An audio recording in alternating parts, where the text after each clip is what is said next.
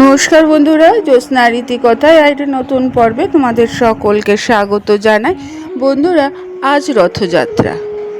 এই রথযাত্রার দিন খুবই শুভ। এই দিনে অনেকে বৃক্ষরোপণ করে থাকে।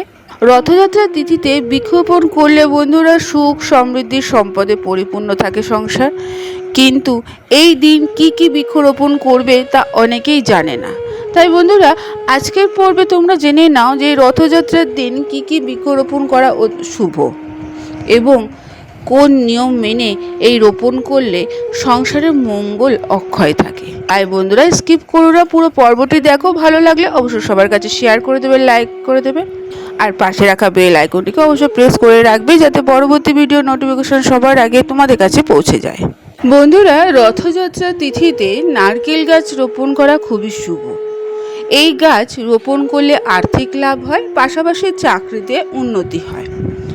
দ্বিতীয়ত, তুলসী গাছ। বাড়িতে এই সময় তুলসী গাছ রোপণ করা উচিত।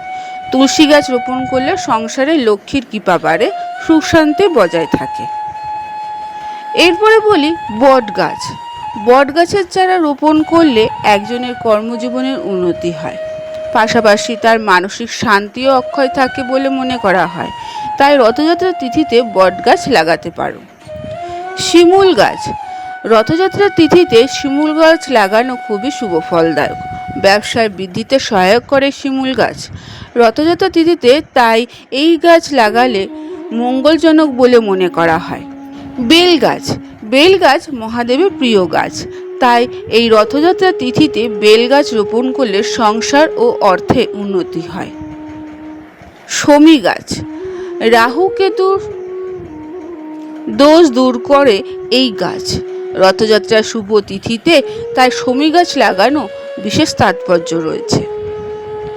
এরপরে বলি অশ্বত্থ গাছ।